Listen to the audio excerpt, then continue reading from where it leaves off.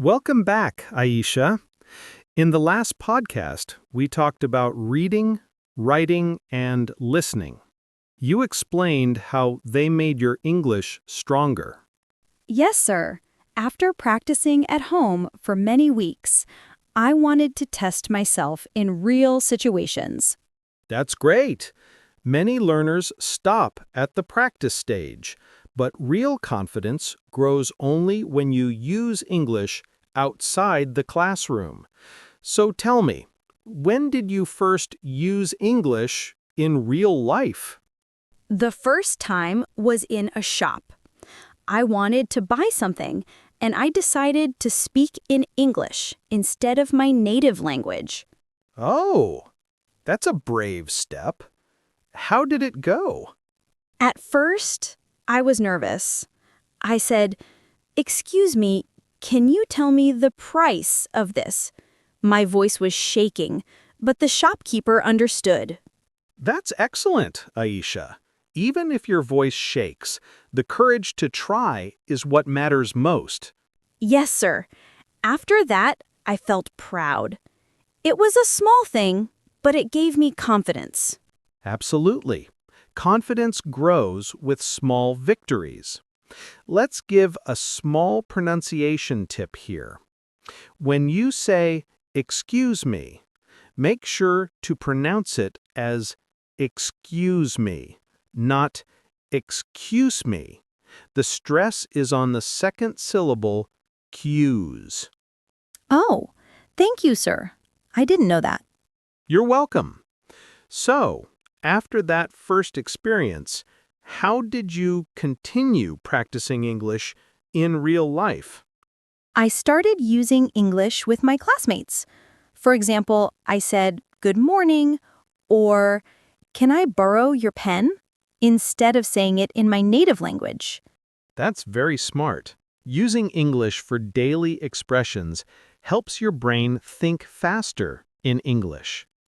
Some useful phrases for daily use are, "Could you please help me?" That sounds great. "I'm not sure, but I'll try." "What do you mean?" Yes, sir. I used to repeat such phrases again and again until they felt natural. That's excellent. Repetition makes fluency. It's like learning to ride a bicycle. You fall a few times, but then it becomes automatic.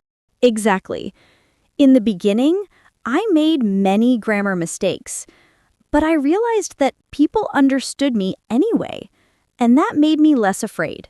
That's a very powerful realization, Aisha. Many students wait for perfect English before speaking, but the truth is, you become perfect by speaking. Yes, sir. I stopped worrying about mistakes. That's the right attitude. Mistakes are proof that you're learning. Let's share a small grammar reminder for our listeners. When you talk about your past experiences, use the past tense. For example, I made many mistakes, not I make many mistakes. Got it, sir. Good. Now, tell me about your experience speaking English with strangers or teachers. One day, a foreign tourist visited our city. I met her in a park and said, "Hello, welcome to Pakistan." She smiled and replied, "Thank you." Then we talked for a few minutes. Wow, that's wonderful, Aisha. How did that conversation make you feel? At first, I was nervous, but later I felt happy. She understood everything I said, and I understood her too. That's a beautiful moment. Talking to native speakers is like passing a big test of confidence. Here's a pronunciation tip for our listeners. When you say, "Welcome to Pakistan," make it sound smooth. Link the words, "Welcome to Pakistan." Try not to pause between welcome and to. Welcome to Pakistan. Okay, sir. Perfect.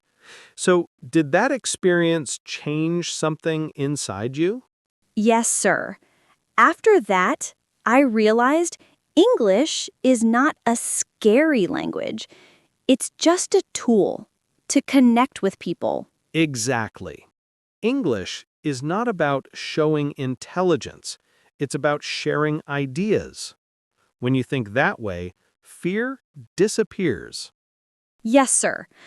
I also started giving short presentations in English at school. Ooh, that's a big step. How did you prepare?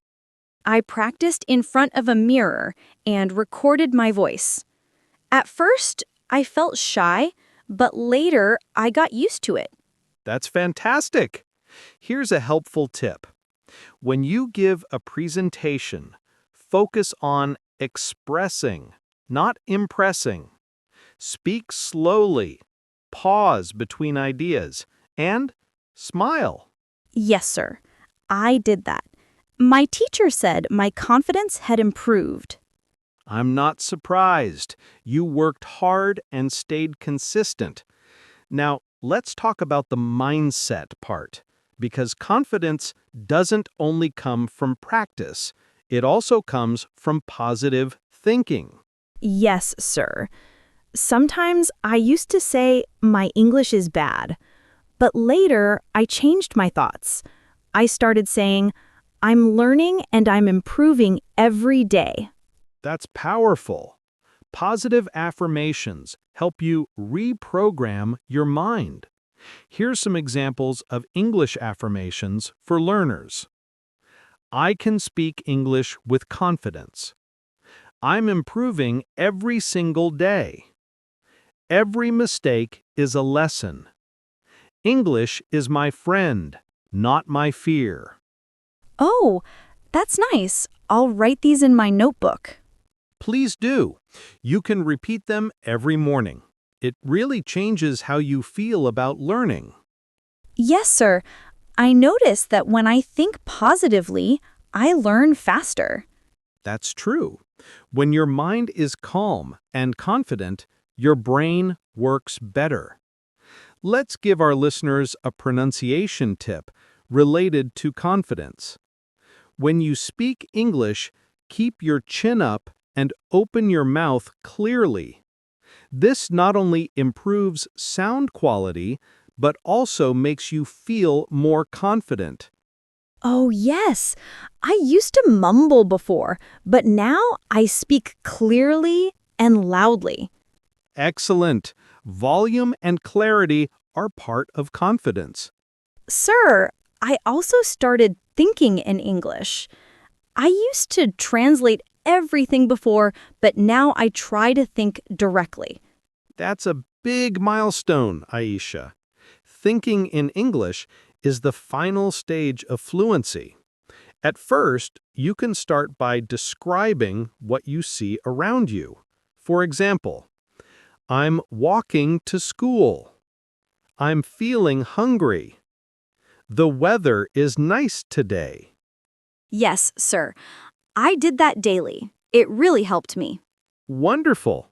You see, confidence is not built overnight. It grows step by step. Reading, writing, listening, speaking, and thinking. Yes, sir. Every small effort counts. Exactly. You transformed your fear into power through practice and a positive attitude. Let's summarize this segment for our listeners. To become confident in English, use English in daily life, shops, friends, or online. Don't fear mistakes. They are part of learning. Think positively. I'm improving every day. Speak slowly and clearly. Practice in front of a mirror or record your voice. Yes, sir. These really worked for me. I am so proud of your journey, Aisha. In the next and final segment, we'll talk about how English confidence changed your life, your opportunities, personality, and future goals. Wow, that sounds amazing, sir. I'm ready.